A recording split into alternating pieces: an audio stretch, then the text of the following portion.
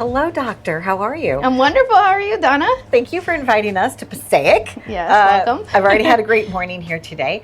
What made you decide to open your practice here in this particular town? So I grew up in Clifton, which is the next town over. And my mom is actually a dentist, and she's been practicing in Passaic for about 20 years. And I've always been a part of the office, her office. And there's no other oral surgeon here in the town. So I knew that this was the perfect place to go ahead and start my business. I guess growing up with a nice smile, right, is also like a requirement. Yes, actually. we couldn't make it out the womb without one. Sometimes there's a confusion between what a dentist does, what an oral surgeon does. Can you explain the difference a little bit to us, please? Yes. So there's different specialists in the dentistry field. And the confusion, I think, comes from not too long ago, maybe 30 years ago, the general dentist did it all. They did the extractions, they did the braces, they did the root canals.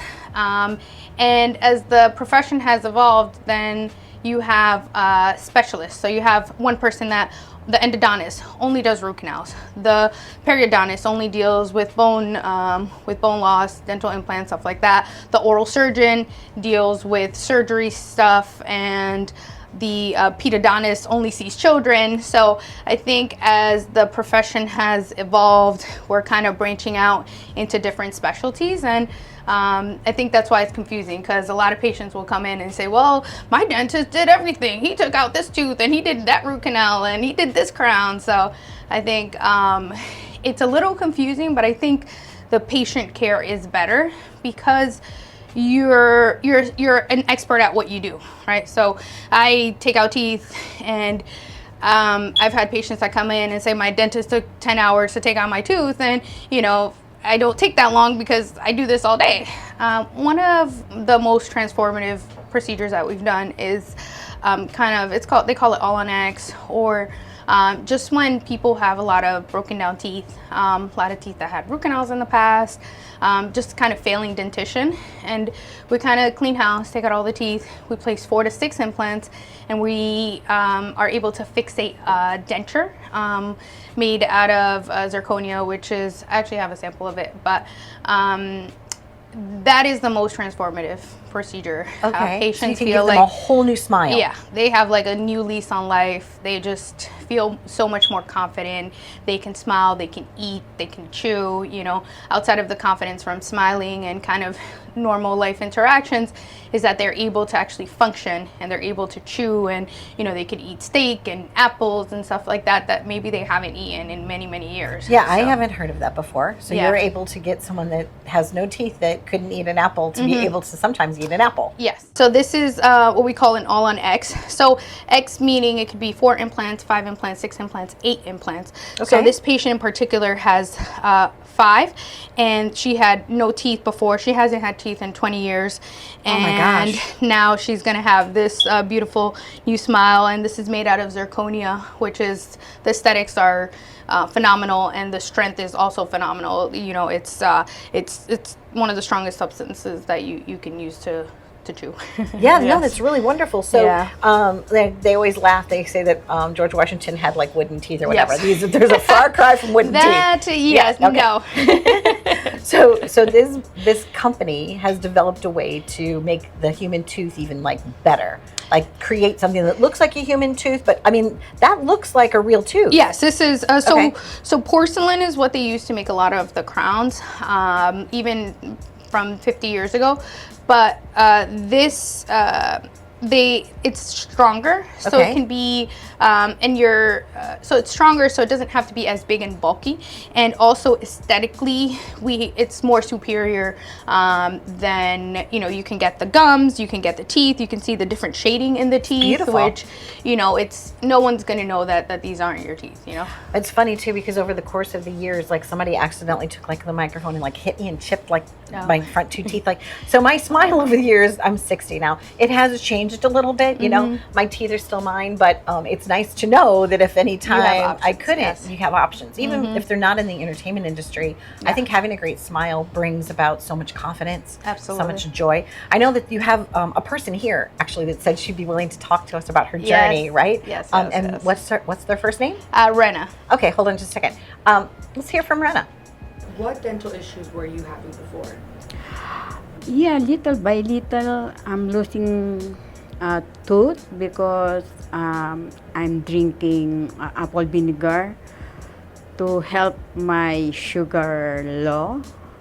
Before, I keep on going to somewhere else, and they told me that, oh, you need to take care of everything. And I said, no, I don't want to do that. I'm just want to do partial. Having the procedure, I'm very proud to myself. It's like I'm like being young again. Yeah, I'm being young again. I'm not feeling old or something. I'm young. Yeah. Okay, and what is this? So this is called an overdenture or a snap-in denture. Okay. And when you don't have any teeth or when you have to take out the teeth that you have left, the denture really doesn't have the support. So everyone's seen their grandma's denture, it's huge. So in the cup sometimes? Yeah, in the cup, yes. So having some implants, 4 on the top or 2 or 4 on the bottom, allows you to snap in the denture. So the denture is getting support from the implants, not just from your gums. So that allows the denture to be a lot smaller. It doesn't have to be as big and bulky as, you know, your grandma's denture. Understood. And basically, you get the 4 implants, and the denture has little holes that attach onto the implants, and it just kind of snaps in. Lovely. And it's like sometimes if I want to have an extended ponytail, Yes. I just kind of like snap in the extra length. Yes, it's kind of like that in a way. Yes, exactly. So this is for your mouth, yes. Yeah, but for your mouth. This is a really big decision to go have oral surgery with somebody, right? So you just kind of like do baby steps with someone, or no, we just you just put them right in. Oh, yeah. You just get them in. So no, so usually they call. So we get patients 2 different ways. One way we get patients is that the doctor sends the patient over. You know, they know that they need a tooth out. They know that they need certain procedures. So they'll come in ready. They'll kind of already know a little bit about us because the dentist already told them. And then we have patients that just find us on Google. Really? You know, they read our reviews. They feel comfortable. Or sometimes patients call their insurance, and whoever takes their insurance, that's where they kind of call around, and they kind of know that they need the surgery. Okay. Some patients know that they need surgery for years, and this is the moment. This is the moment. So. Why do people often have to take their wisdom teeth out? And have you noticed there's like this trend, not a trend, but like have you noticed like people only sometimes don't have all 4? Yes. Like evolution or something's happening where they're like not born with wisdom teeth anymore. Yeah. So so one, our mouth is not as large as it used to be. I think it has to do with our diet, also evolution. So a lot of people's wisdom teeth don't fit in their mouth. Got it. I actually went to a museum in Philly, and there was like 200 or 300 skulls, and I looked at all of them. Not at the eye sockets. You're looking at the jawbone. I was looking at their wisdom teeth, and the wisdom teeth had space. They had more space to be in the mouth. Like sometimes we get, most of the wisdom teeth we're taking out, it's because they don't have space to be in the mouth. Usually if your wisdom teeth are in your mouth and they're not bothering you, then it's not a problem. But most of them are upside down, they're sideways, they don't fit. Yeah, half of them is in, half of it is out. So, and then we do find people that have 2, that have 3, that have 1. I actually had twins, identical twins, and one of them had 4 and the other one had 3, which doesn't make sense. No, but that doesn't, right? But I took them all out, so it's okay. But 7. Yes, 7. It's 7. Lucky 7. So a lot of times you're removing wisdom teeth or broken teeth or teeth that just don't fit or crooked teeth. Loose teeth, And you're able to do implants as well, right? So sometimes if somebody just needs 1 tooth out, you're able to give them like, I guess it's a post, and then you send out for like a crown, and or is that what it's called? I don't even know if that's what it's called. Those are some of the words. Okay. Because I don't have a medical degree like you do. I'm just talking in like regular smile terms, right? But so some of the things that you do is you repair smiles. Or you bring back health yes. to the mouth? Like, what would you Yes. consider? So if you have bad teeth, Right. then, or you have one bad tooth, you had a broken down tooth, maybe you had a root canal, has to come out, then that's like a need is for infection. So basically, Oh. you know, the body's like, what is this tooth doing here? It's trying Right. to attack it. So the only solution is really to take it out. Okay. And then when you take it out, you have a space in between, you know, teeth, or, you know, there's a space there. And what happens is that the other teeth want to gravitate towards that space. You know, they kind of shift in a way to kind of either they move into, like, forward to the space, backward to the space, up to the space, down. So by replacing it with an implant, you kind of restore the balance, and it maintains the health of the other teeth as well as your health. And then the implant is the support. So the support goes in the bone, it kind of heals there, nobody sees it. Right. And then after a few months of healing of the implant, then you get the crown. Okay. And then that's what has to be sent out to the lab. And basically they just take an impression, and in about 2 weeks you can get a tooth there. But Wonderful. the process itself takes about 6 months. Okay, so people just need to be like patient and you know, calm, and Yes. it's all going to work Yes. out, and that's what your team does, I Yes. guess, is to help Yes. them realize that it's a process, but at the end it's going to be great. Yes. Yeah. And some patients wait years, and then when you tell them 6 months, they're like, 6 months? I'm like, it's been 5 years. So it's kind of just setting the expectation, of course. And you're right, because infection, a lot of times when somebody gets an infection in their gums, it is directly related to heart disease. Yeah. And they just don't know. Diabetes It's and so a lot many of other different health things. issues, yeah. So And if I they think- have a problem with the tooth, they should get it fixed as early as possible. Yes, and it's, I think we're just getting to the tip of the iceberg on that. I think they're doing a lot more research in terms of how your oral health is affecting your physical health, you know. So, yeah.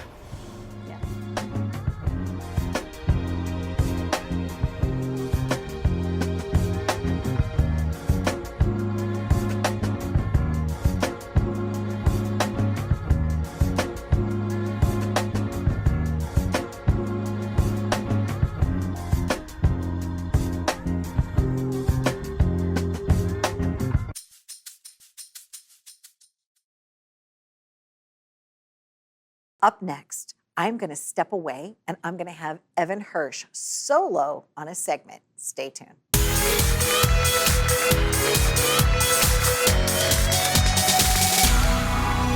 Hello, everybody, and welcome back. As you can see, I am not Donna Drake. I know I wish I was, but it's because we're interviewing people who are very close and near and dear to my heart.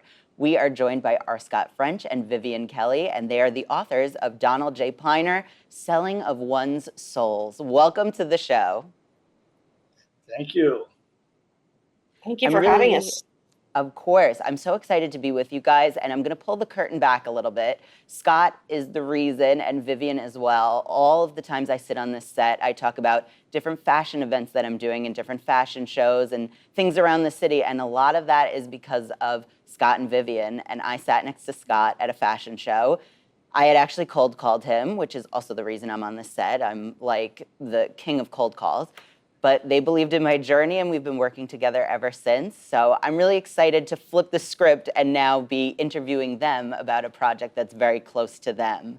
So let's get right into it.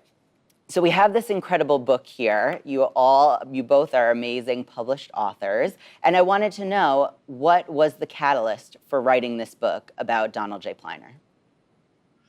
Yeah, Donald J. Pliner, many years ago, before I had my own agency and working with you, Evan, I was working for another agency, and Donald was a client of that agency. So I was fortunate enough to meet him and launch one of his many shoe collections. And during COVID, I don't know if you've ever heard of COVID or not, but during COVID, I had a lot of time on my hands. I thought, you know what? I want to find a new project to write. I was producing a podcast, much like this show, for his wife, Lisa Pliner. And I noticed this wild chemistry on air between them. And I was like, wow. And I'd see Donald and Lisa talking. I thought, they have a really great energy and a really great story. And every guest was obsessed with them. And I thought, wait a minute, this could be the subject of my book. And I began writing. I love that. And Vivian, also, I know you are known as the fashion historian, and I know that you both have a podcast together where you talk about fashion. So how did you, Vivian, approach this project, either similarly or differently from others?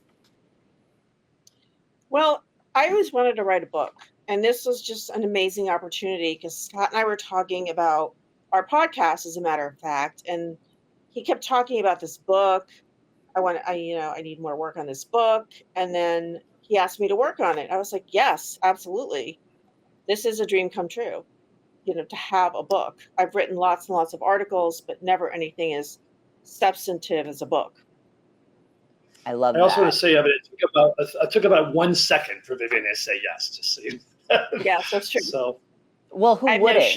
Yes. I think it's like a great opportunity, and especially to cover the life and times of someone as iconic as Donald J. Pliner. So that kind of leads me to my next question, which is, what was something interesting that you found? Because I know that you have a personal relationship with Donald and Lisa. So what is something that you found that was kind of surprising or that you didn't know before while you were creating this book? I can start. I can tell you, when I realized Donna was a big deal, but as we're writing this book and doing the research, I realized, like, this guy's an icon. He's like a rock and roll star of shoes. And I thought at first, like, is it really as big today as it was back in his heyday? His heyday was really the 90s and the early 2000s, is when he was really at the peak of his career. Recently, we were in Ohio doing a little book event, and we had Donna and Lisa with us. Every single person was running up to Donna and Lisa.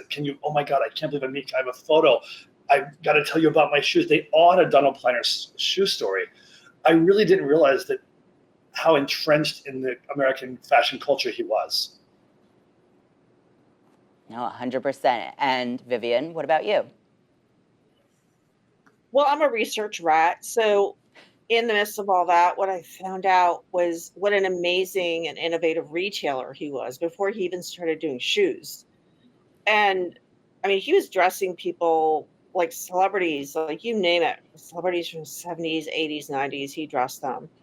And he also, discovered all these amazing American designers and brought them to the United States, which is major. And he passed on Armani. I still can't get over it. He had the opportunity to bring Armani to the United States and passed on that. See, that's incredible. You really get to dive deep into their story, and especially that you got so close to him. And my next question is, it was actually funny. One day I was calling Scott to complain about one of the many hardships in my industry that I find to call him every day about. And he was actually in the car with Donald and Lisa, which I was kind of embarrassed that I was complaining when I was in front of like two incredible icons. But Lisa was also so incredible, and talking to her was great. And I know she does a lot of work as well in the industry. So what did you find out about her story and how she was kind of partners with Donald and helped him along in his journey? I'll start with Scott. Lisa's a real icon of her own right. There could be a whole book just about Lisa as well, by the way. She was she began as an artist. She was a daughter of a diplomat, had a very, very charmed life growing up, and ended up in Miami in an artist community. And it ran into, roundabout way, Gianni Versace. And she actually planned and helped Gianni Versace build the famous Versace mansion in Miami. And through that, met everyone you can imagine, from Madonna to Sylvester Stallone to Elton John, all these amazing people. And one of the people that she met was Donald Pliner. And little did she know, it was going to be her husband, the rest of her life. But they were set up on a blind date, actually, from someone said, I think you need to meet this shoe guy. And she's like, I already have enough fashion in my life. I don't need any more. And they were introduced to each other, and they got married. And Donald said, date number 2, I knew this is who I'm going to marry. So she's a really, really amazing icon in her own right. Exactly. And Vivian, what about you? Well, pretty much what Scott just said, but also that she was one of the original salespeople in the Versace boutique at the heyday, the absolute heyday of Miami. Like, I worked at Mirabelle at the time, and I worked with Michael Kors, and everyone wanted to go and shoot in Miami because it was the hot, sizzling place. And I included European Vogues wanted to go there. And that she was really in the center of that whole storm of fabulousness and fashion at the time, which is so interesting. I got to dive into that too. I think it's very clear. I was going to say one more thing. Donald, I was very surprised by how much a part of his story she was. Donald was he began the company, but he still to this day looks at her with a sparkle in his eye and credits her with so much of his creativity. She truly was his muse. And she said, Versace got it right, but I got it for life. And it's very much that way. No, 100%. I was even going to say before, they're just such an incredible team, and you could see that throughout their story, that they really play off one another, and they have each other to thank for their icon status. So that's really incredible. I thank you guys so much for coming on. I mean, as you could tell by looking at this book, it is so striking. I mean, from the pages that are just this like dark, beautiful color to the front cover that really tells you everything. You're not supposed to judge a book by its cover, but like if you did, you would only have great things to say about Donald and his work and how you guys covered it. So I'm give you guys your flowers on that. And I thank you both because you play such a huge part in my career and you're always spotlighting me. So to be able to spotlight something as amazing as this for you both, it's been a great, amazing journey. And when I'm complaining about the next thing in my career to you both, I will remember that, you know, you had this amazing moment as well. So thank you so much. Let's write your book. Let's write your book next, Evan. I know, I'm ready. If it's in your hands, I know it'll be a good book. You might like make me look a little cooler than I am, but I know I'm in great hands when I'm with you both. So thank you so much. Thank you both so much. Thanks, Donna, as well. Of course. Yes. That was an amazing conversation with our Scott French and Vivian Kelly about their new book. Definitely check it out if you're a fashion fan like me. Thank you, guys.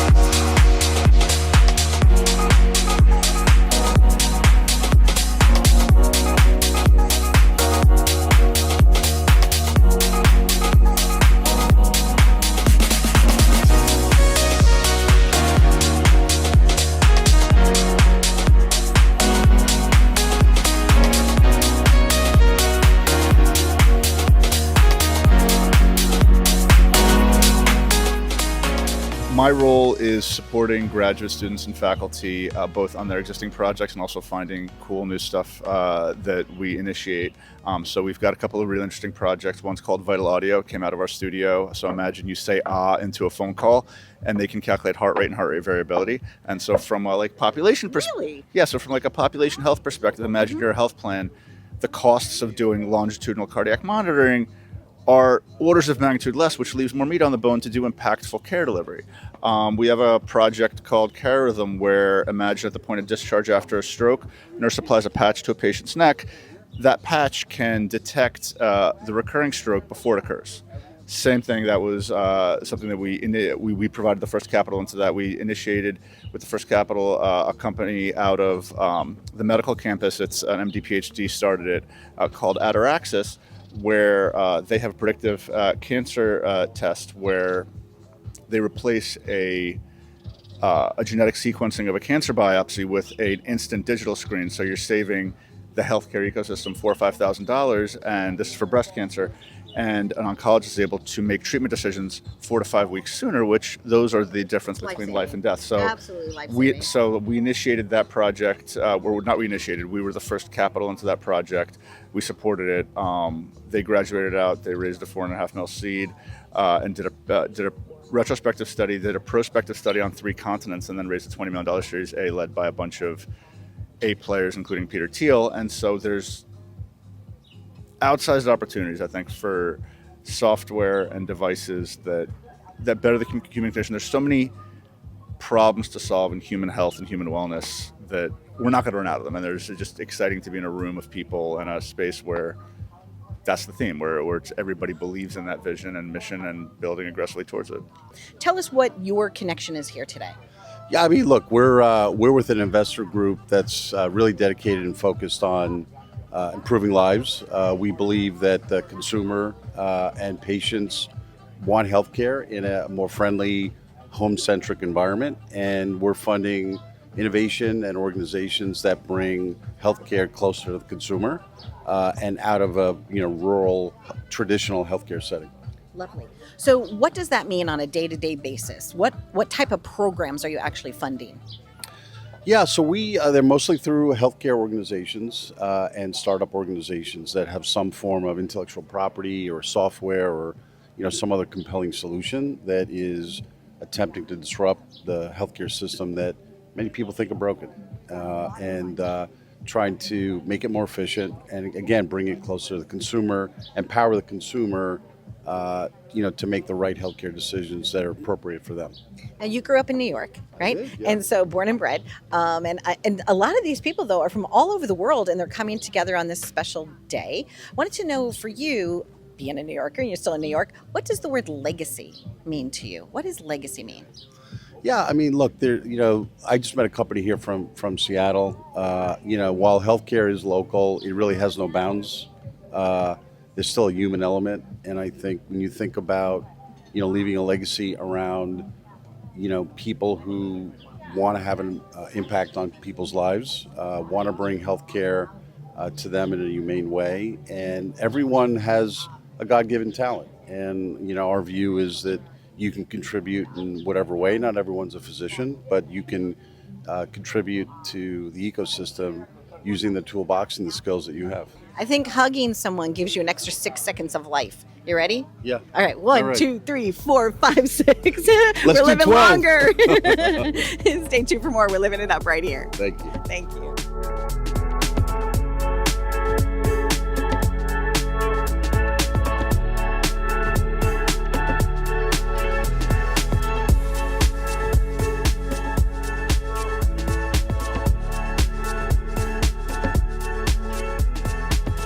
I built 5 companies in about 4 blocks around MIT.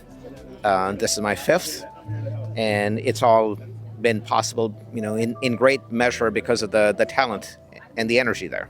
This is like a brain center. Yeah. I think there are different brain centers like all over the world. And what's so nice about today's event is it's kind of pulling some of those thought leaders together. Is that one of the reasons you decided to attend this curated event? Well, that plus Richie. Okay. He's a force of nature, as you know. Yes. And it didn't take very much convincing for me to be here. But you're absolutely right. We're surrounded by folks who are changing the world, and it's just great to be a part of this group. What does the word legacy mean to you? Legacy to me means taking your background, your privilege, your experience, and passing it on in the most meaningful, useful ways. And everyone's got their own way of doing that. For me, that's making sure that what we leave behind for the next generation is as good as we possibly can make it, and that they have it easier than we did. Congratulations on all you're doing. Tell us what your company currently does, your most recent venture. Company 5 Cherish is really, it's the biggest moonshot out of all 5. We took on a problem that when I started, I was told by a leader in the industry that this was impossible to solve. Somebody who said, people have been trying to do this for 40 years, you're never going to pull it off. And 5 years later, we have patents, customers, and we've launched. It's a company that has built expertise and a product, a hardware device around radar, sticking radar in people's homes in a very, very safe way to help monitor their health and safety so that we can get them help if a situation warrants. As an example, Grandpa falls, is refusing to wear a pendant, really doesn't like the concept of wearing one, doesn't wear an Apple Watch or a Fitbit. A wearable patch is just not something that he's going to wear for the rest of his life every day. And so we sit in a little corner in a speaker-like device that fits into his home decor and actually connects him with his family all the time, and also protects his health and safety using radar. The best part about this, it's non-creepy, There's no cameras. It doesn't invade his privacy. It doesn't rob him of his dignity that people are watching. And it does its job only when it's needed. Welcome to the show. How are you? I'm good. How are you? Good. So you are actually a future leader of tomorrow, but you're actually a leader now, right? So you have a connection with Cherish Health, right? And what are you studying as an independent student? I'm studying policy and political economics. I'm exploring how we can make a more representative democracy through quantitative metrics. Lovely. You're currently in Boston. Is that where you live and grew up? Okay. What was one thing that you enjoyed about where you grew up? Let's see. The combination of so many really, really, really smart people all coming together in one space to solve problems, and really the health space. That's I think our strong suit is the health space and the biosciences and the deep tech. We think through problems in a way that no other city on earth does, and that it really solves a lot of issues. Yeah. Do you feel that longevity of the human body is important? And if so, around what age do you think that we could live into? I do think longevity is important.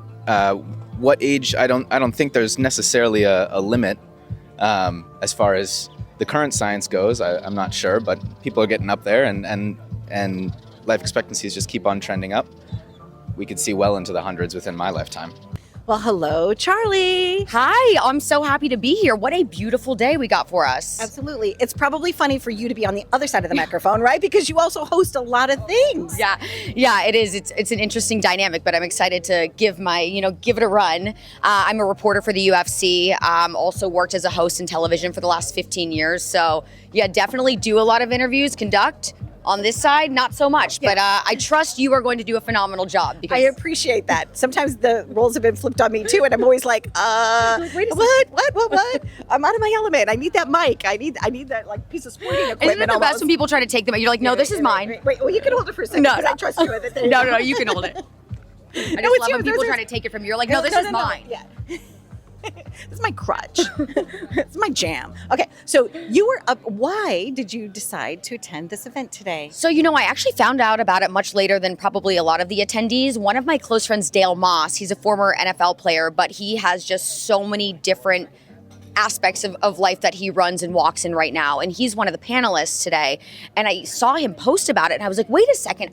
I need to be in on this. So I got in touch with him, and then from there I got in touch with Richie, who I've known for a while but didn't realize was, in charge of really fueling this event. And I was like, please let me in. I need to be there. I'm so passionate about this space, and just I want to meet people. I want to build a bigger community, and then I want to take the information and help to educate others. Now you have a wellness thing in the city that's going to be launching. What is that? Yeah, so Destination. Exact. Thank you for saying that, because that's exactly what it's going to be, not just for New York locals, but for global travelers. I imagine this is something that they're going to have on the radar and say, when I land in New York City, this is the first place that I need to go. It's called Odyssey. It's a members-only longevity resort, and it's going to have everything wellness under one roof, then with the aspects of a really high-end members club. So it's going to be more of a third home, and a place where you can really practice the mentality, health is wealth.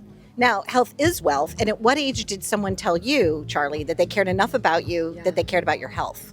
I think because social media has been a part of my life for such a long time, I have been given information at a quicker pace than maybe generations above me.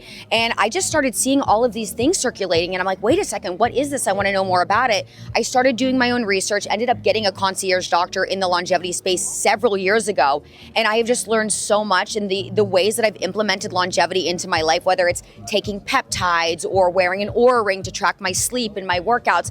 I just have noticed such a difference in the way that I move and feel that now I'm completely all in, and obviously building a business in this space. So it doesn't get much more all in than that. Dale, welcome to Amalfi. Have you been here before? Hey, this is my first time, but the scene is nice, so no complaints. This is a perfect Saturday. So we are here at a gathering, a curated gathering all about health. Yep. Tell us what your involvement is in this industry now. Yeah, so I'm a former NFL athlete and have transitioned out of sports into the wellness industry and entertainment, but it's been a pillar of mine for a very, very long time. And as time has gone on, I've started investing in premium wellness brands, neurotech companies, and things like that. And most recently, myself and some mentors and business partners have started Client Ventures. So the pillars for us are wellness is one of the biggest ones. So I'm going to be speaking on a company that I'm a heavy investor in that we think has a chance to help a lot of people, which is called Mendy, neurotech company, which is strengthening your brain, overall clarity, helps navigate and manage stress and anxiety. So for me as a former athlete, I see so often that we train our bodies, but we don't actually train our mind. And because of this, with real-time neurofeedback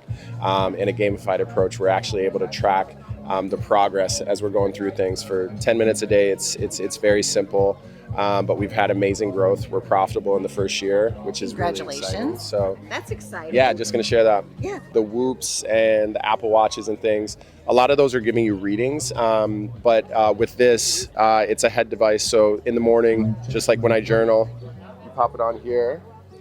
Cool. It looks kind of athletic. I like it. So it's measuring blood oxygen in the bloodstream, but it's also monitoring your blood flow. So a lot of times when you get stressed or you're worn out, the blood goes from your prefrontal cortex back to your amygdala. So this is actually giving you real-time feedback through gamification on like how you're controlling your thoughts, essentially. So the science is backed by NASA, Stanford, Aerospace, Ben Reen, who's one of the top neuroscientists, and is all about it. So we've got great support. I actually did a session this morning, 10 minutes. How you doing? I mean, I've got strong focus capabilities, but it's so simple, right? And it's similar to what a lot of people are already using with some of their wearable tech.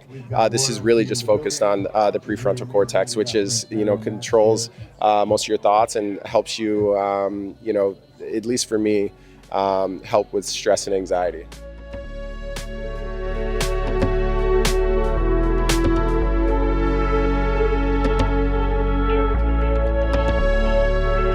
I love that this event is about wealth and wellness. And actually, for me, this is one word, because there is no bigger wealth in life than wellness. If we feel well, if we have a good time, if the body plays along, then we have everything in life. It's all about the health and the wellness, and this makes us really wealthy people. What are you doing these days for your own health? Are you eating healthier? Are you working out? What is your general self-care for yourself? So I love the swimming. I do a lot of swimming. I do a lot of dancing. I'm actually going to the Luigi jazz dance class. And the cool thing about this is all the professional dancers that perform, like Christine Baranski or even Ben Vereen, they go there, come in and out. When they have a show, they are on the show stage on Broadway. And when they don't have a show, you know how it is on Broadway, there are shows on and off. Then they would come to dance class at Luigi Jazz Center in New York. So whenever I'm in New York, I go to jazz dance class. That's my wellness program. And the other thing, which is very important for me, is healthy eating. And I also do food. I have Prince Caviar line.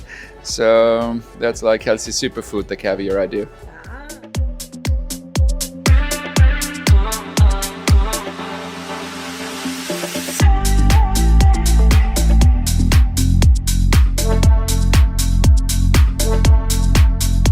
That was amazing because there was people not only from the investment community, but from technology, from medicine, from health, who want to know what is the right thing to focus on today, which is exactly what I like to do at work.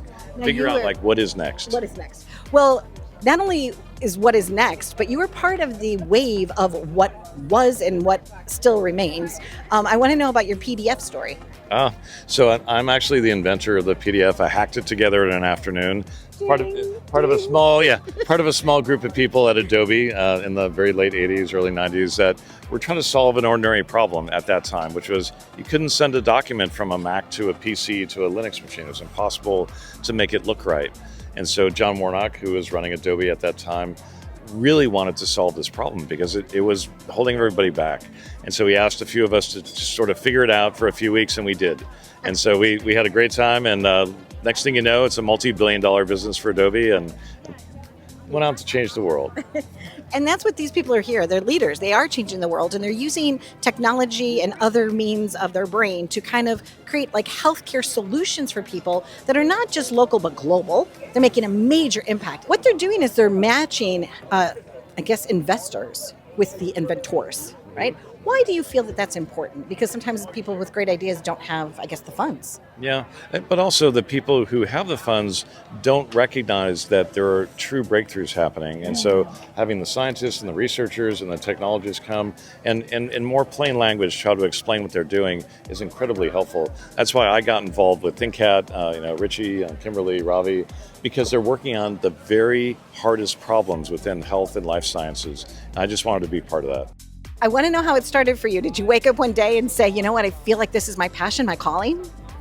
Yeah. Okay. I was 7 when I had seen a World Vision commercial. It was like a non-government organization. It was with child sponsorship. They showed some emaciated children that were famished. They had no food, and the voice said, "This child doesn't have to suffer. You can help this child." And I believed it, and it was very emotional for me, and I was crying. I was telling my mom what I'd seen, and I said, "We need to help. Can you help? Can we help?"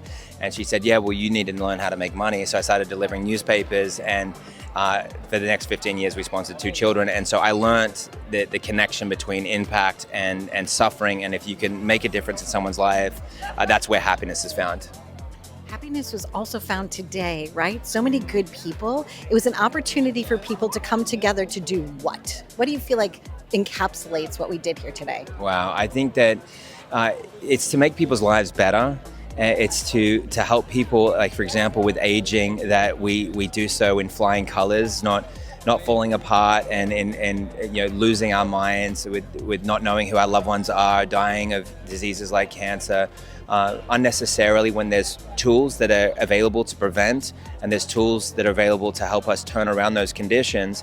And this day was really about us having that power at our fingertips to be able to access these therapies and advanced technologies and companies that have that mission, that message, and are getting extraordinary results. And that's what I was a part of as well, and what I was sharing. What does the term "okay to try" mean? Yeah. Well, this is specifically, for example, there's a law passed called the Right to Try in Arizona, Nevada, and Texas, and the Right to Try 2. Or 2.0.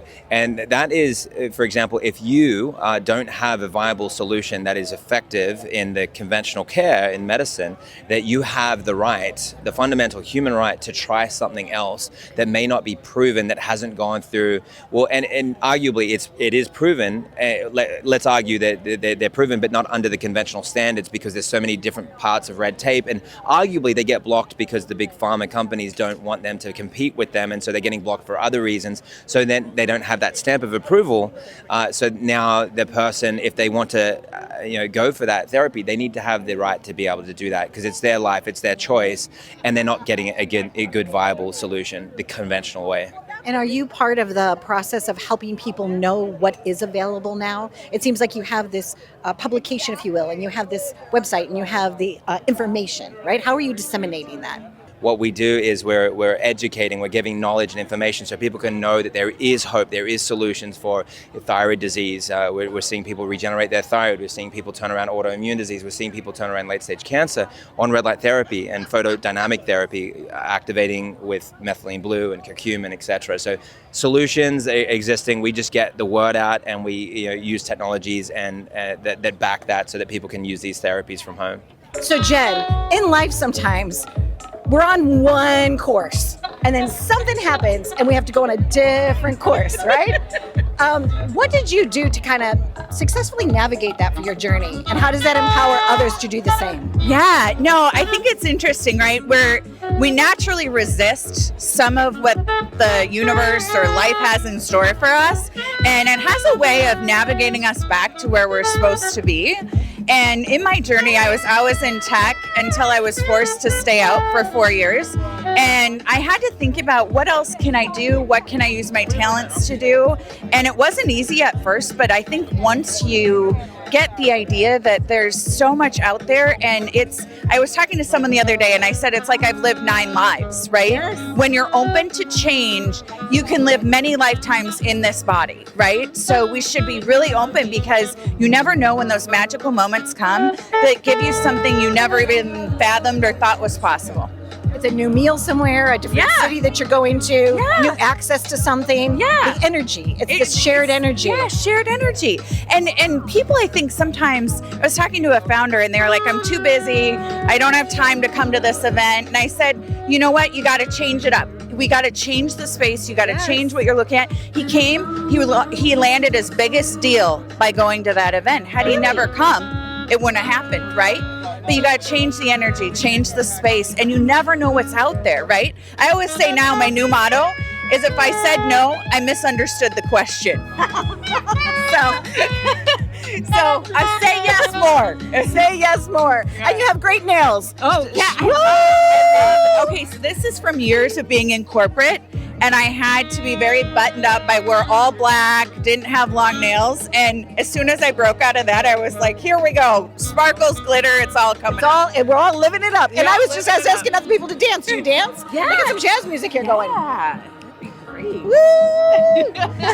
I love it. And so now with your art, were you always doing art or you also did technology, correct? Oh my goodness, yes I do. Yeah, I have, in my background, now presently I'm doing art and I want to change the world throughout subliminally, and that's a whole story. But let's give you a little background. The reason why I'm in art is because I started as a photojournalist for rock and roll magazines, and then onto all the major publishers. When you went to school and they had books, if you remember that, a lot of the photos are my photos that were in there that took place. Yeah. Wow. So I did all that stuff, and because I loved art, I love photography, I love telling a story. But I got into that, and we go back further, is that I wanted to be a writer. So I went up to, and then, in that day, you had to do phones. There were no gatekeepers. So if you got somebody on the phone, you could do it. So I went everywhere, and they said, okay, we'll let you have a byline and write a story. And you know this because you're a journalist. They said, but come back with the best photography and photographs we ever sent. Luckily, my first assignment was little stuff. Then my real first assignment was Woodstock. I know it dates me a little bit, but I can live with it, Okay, I'm going to ask you. It's like asking you for your favorite child, and I know you have 4. Yeah. I want to ask you personally, what do you feel is your legacy? Which photograph is your legacy, Roger? I think there are a few of them, but one I did, and it was of a woman, and she was one of the best blues singers of all time, and her name was Janis Joplin. And I took her photo the last time she performed in New York, just a couple of months before she passed away, and that was at the old Shea Stadium. And she died of alcohol and drugs. We know that, but she was fabulous, and until the end, she was there. But what happened to her from what she did? It just aged around at 27. She looked much older than. I knew Jim Morrison. When we're in the rock and roll business, you end up meeting everybody. So nice to meet you. This was our first time we got to meet last night at a beautiful event. I wanted to tell you thank you. Thank you for using your art in such a beautiful way and making a difference in the world. Thank you. So nice to meet you. Okay, great. What brought you to this curated experience today? Well, we are at a moment in time where we should be obligated in the best of our capacities to do our part to change the world for a better place, right? And for me, it's about finding entrepreneurs who can be consciously aware, to raise their levels of consciousness and awareness, and hopefully to provide the resources for them to launch companies, make them scalable, make them successful, and make them exitable for their investors. So it's win-win around the board for people in finance, but also people in healthcare, and people who want to see positive changes in the world today. You mentioned an acronym. I believe it started with the letter I. It was 4 letters, I believe. What was that, and what does it stand for? So the framework that I typically use when I look at my investments is IGSE. So IGSE. The I stands for intention, the intention of the founders, the intention of the visionaries who want to launch their companies. G stands for goals. How will they achieve their intention? S stands for strategy. Once you have a goal, how do you plan to get there? What is your approach? And then E stands for execution. So without execution, nothing moves, right? So it's through IGSI, the framework that I typically use, that gives me at least a high-level view of whether or not this venture could possibly be successful at some point. Hey, congratulations. I heard you. There's a live auction going on for charity, but we're here today. What made you decide to come to this curated event? Well, my good friend Joe Ganon and Richie invited me, and it took me a minute to even figure out what was going on here, that it was also sort of a biotech health based program, but it was excellent, and I thought I had a little bit of a different angle from the money management side. It was really exciting. Speaking about money management, these are like people that might want some funding of some sort. How would you go about working or meeting with an investor? What is it that I guess a person that needs money, what do you look for? What are the criteria? Yeah, I mean, a lot of people have portfolios or they have access to capital, but they don't know how to utilize it. So a lot of times we'll look at a portfolio and find ways to extract cash or hedge positions to get liquidity that they don't realize they have. Or we can meet with people that do have liquidity or positions that want to invest but don't really know how to do that either. So we can kind of go either way with that as far as getting liquidity for investing in this type of space. Now, talking about this type of space, these are people that are inventing technologies. They're already there. They have the patents, and what they're looking for is to grow them a little bit more, right? How do you go about matching? You're almost like a matchmaker, if you will, right? Matching somebody that wants the money with somebody that wants to invest with somebody that wants to make money on their money. Right. Well, I think we're all networkers here to a certain extent, and actually, it's funny. The guy that was talking about the pet venture that he's on, one of my clients bought technology where they can analyze an animal's health through the breath. And I texted him and said, "Are you still doing that?" So it's just a networking thing, and so it's a natural for what I do, because I have a lot of wealthy, smart clients and want more wealthy, smart clients. So it's good to connect people. Well, we're very, very focused at ThinkCat at changing the world in healthcare. So what most people don't understand is that the next decade is going to be really revolutionary in healthcare because of AI and machine learning. The AI for good that we're experiencing right now will be in healthcare, where digital healthcare and precision medicine and bringing home care home away from the hospital is going to really change how we age and extend our lives by potentially 10 years or more. Which would be beautiful, because every day is really a blessing. Every day that we could be here and experiencing life matters. And if we can somehow live a better quality life, have better health. What is one thing that you're doing for your own self, for your health each day? Is it nutrition? What's your jam when it comes to, today I'm taking care of me? Yeah, well, I've been practicing yoga and meditation since I was 19. So for me, that's something that's kept me centered. I think it's really important that we all become one with ourselves and the world. And breathing and meditation is something that can help you through any moment in life. I went through a lot of loss. I lost both my parents to cancer.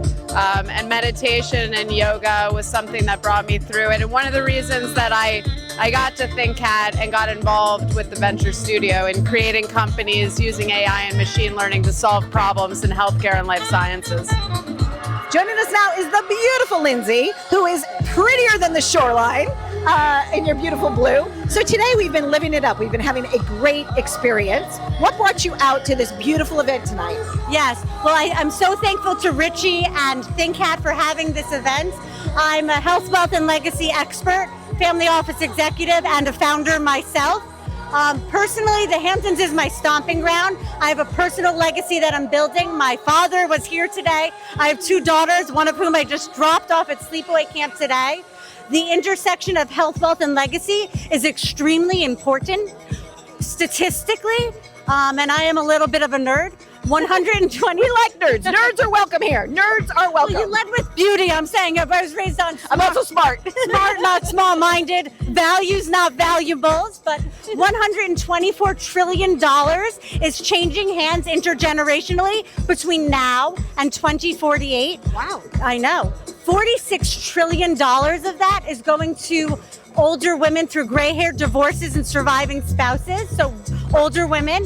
Another cohort is about 40 to 50 trillion going to millennials and Gen Xers, and more money going to even younger generations than that. What that means is a generation, 2 generations ago, as you heard me say, when it was, and I hate stereotypes, but that old fat white man, ring a bell, sell a penny stock, here's your stock, here's your bond, no longer exists.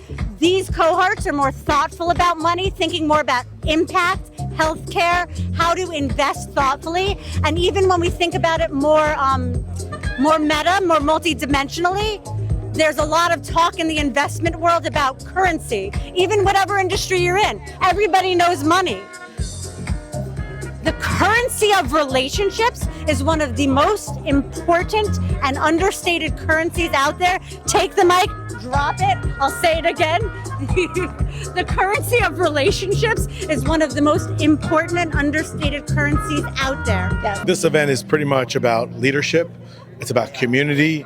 It's about giving back. It's about healthcare, innovation, and longevity. So I think a little bit about wealth too. So bringing together people that understand financials, how to invest that money into healthcare, and how to build companies that can really improve patients' lives and the healthcare world we're living in. And I think it's just about bringing some beautiful, brilliant minds together in a place that's a beautiful. Hamptons is known for prestige. I think bringing people here in a prestigious environment understands that we're taking this really serious. It means our commitment to making real, true impact.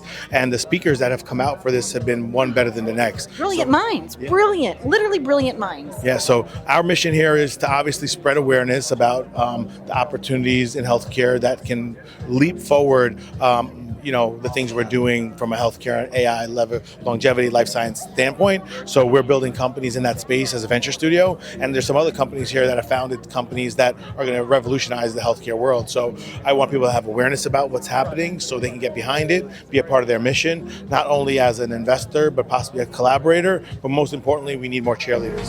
We need more cheerleaders to spread the word. That's where I come in, right? I'm like, go think hat, right?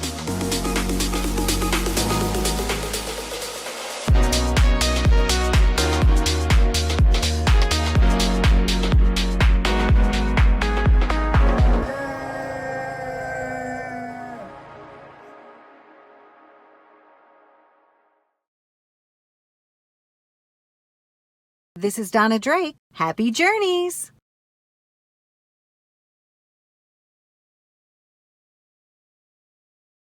Take my hand, come with me, and we'll find better ways to be something much more. Live it up, live it up, live it up. Thanks for watching Live It Up. You can visit us at liveituptvshow.com.